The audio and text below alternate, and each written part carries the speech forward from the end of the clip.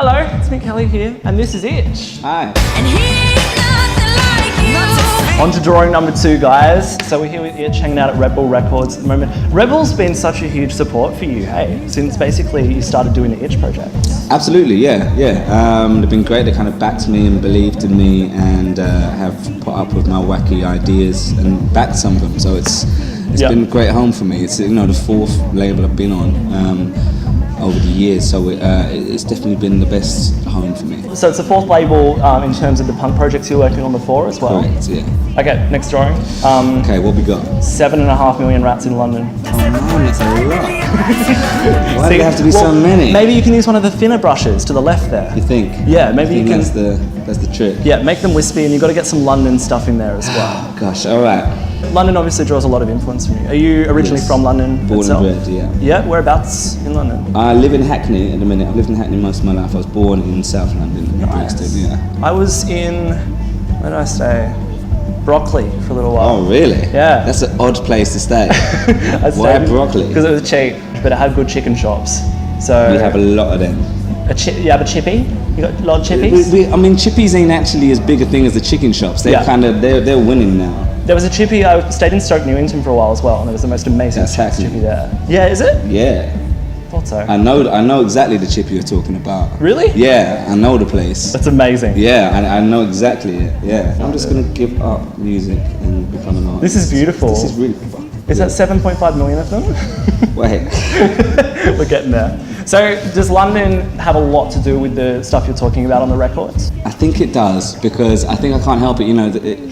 The way it works down there's so much music coming at you from everywhere. There's so many different cultures, so many different scenes that you walk down the street and you're hearing reggae, you're hearing rock and roll, you're hearing pop, you're hearing drum and bass, you're hearing grime, you're hearing dubstep.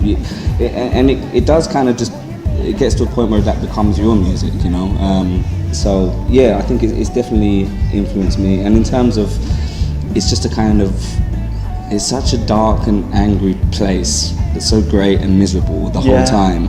To actually write music that isn't necessarily that dark all the time is actually quite refreshing. And so it's almost an anti-influence as well. This is Buckingham Palace, by the way. As you can tell. That's atrocious. Atrociously beautiful. I love that you're going for the monochrome look, by the way. I love you're not trying for 2 colours. No colour? I think that, we're talking about the greyness and the drabness of London. I think I'm really capturing that element here. You've done really well with that, actually. Yeah. Also, I'm not finished, so. Okay. Keep going.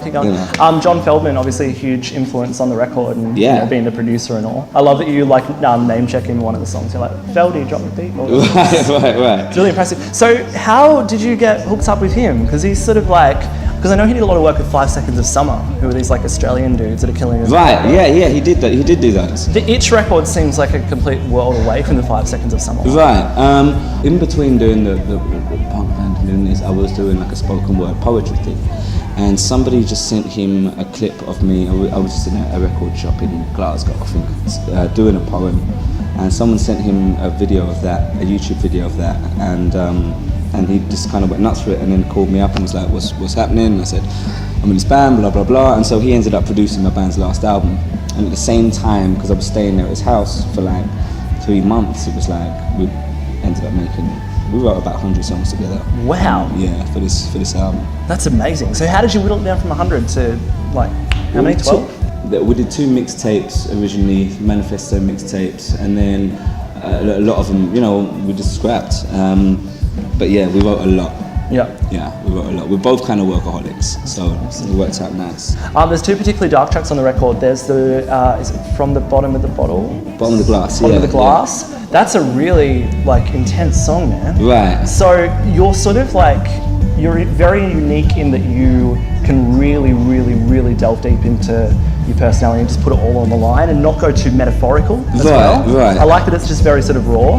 Is that a kind of hard thing to do? Because I know a lot of artists find it easier to bury it in metaphors and make it more sort of what you see and what you see in yourself. Right. But you're really sort of just putting those lyrics out there. I think it's important. I spent so long kind of hiding behind sloganeering in my last band that I actually wanted to make myself vulnerable and just put it out there. And I think that I realised the songs that I love the most are when I feel the artist has kind of made himself vulnerable and put it out there. And I think I kind of got nothing to hide, so I think if you can just be real, then people kind of relate to it. And there's a lot of talk of keeping it real and being real when it's actually that's not the case. Yeah.